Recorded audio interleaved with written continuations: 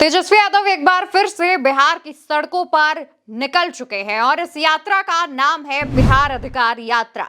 तेजस्वी यादव की यात्रा में शामिल होने के लिए जो जनसैलाब उमड़ रहा है वो तस्वीरें देखकर आप समझ सकते हैं कि लोगों के बीच तेजस्वी यादव का कितना क्रेज है।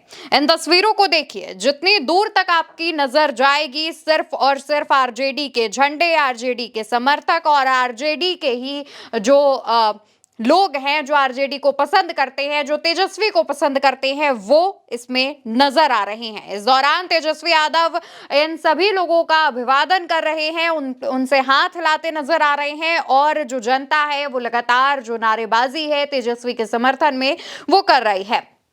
बता दें कि आज तेजस्वी यादव ने अपनी इस यात्रा की शुरुआत जहानाबाद से की है और लगातार ये यात्रा 5 दिनों तक चलेगी और इस दौरान कई विधानसभाओं को कवर किया जाएगा। लेकिन इसी दौरान जब इस यात्रा की शुरुआत होती है तो तेजस्वी यादव सरकार को घेरते हैं, नीतीश कुमार पर निशाना साधते हैं।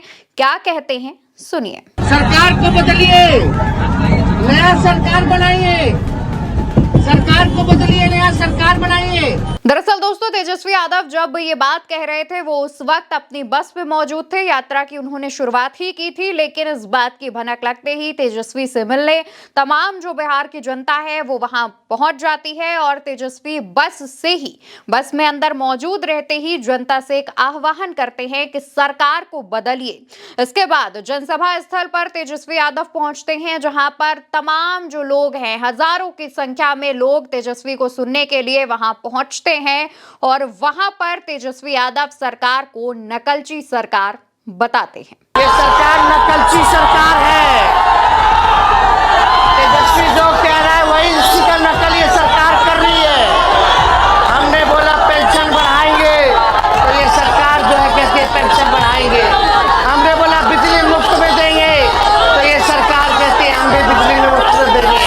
हमने बोला माई बहन मान योजना लाएंगे तो ये सरकार को भी दबाव में आकर के 10,000 रुपया जो है देने का काम करना पड़ रहा है। ये जो पूरा कार्यक्रम है इसका रूट मैप क्या है इस पर बात करेंगे, लेकिन इससे पहले तेजस्वी के एक पोस्ट की बात कर लेते हैं। तेजस्वी इसमें लिखते हैं, जिस माटी ने मुझे जन्म दिया उस धरती पर अगर अन्याय अत्याचार होगा तो मेरी आवाज सबसे ऊंची गूंजेगी।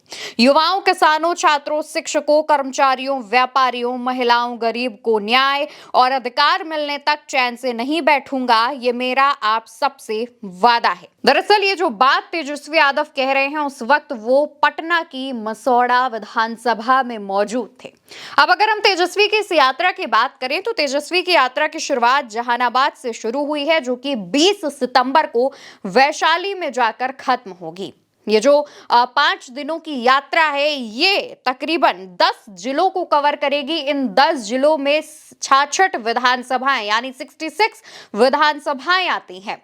करीब 243 विधानसभा सीटों का 27% ये जो सीटें हैं वो हो जाती हैं और इन सीटों पर आमतौर पर जो राजनीतिक समीकरण है अगर हम उसकी बात करें तो इन सीटों पर आरजेडी और नीतीश कुमार और बीजेपी की नेक टू नेक वाली फाइट रहती है। यानी कि इन सीटों पर कई ऐसी सीटें हैं जिस पर ज्यादातर कब्जा आरजेडी का है, पर कई ऐसी सीटें हैं जहां पर आरजेडी और बीजेपी जेडीयू के बीच नेक टू नेक फाइट चलती है। तो ऐसे में उन पर अपना प्रभाव बढ़ाने के लिए तेजस्वी यादव सड़कों पर तमाम मुद्दों को लेकर निकले हुए हैं।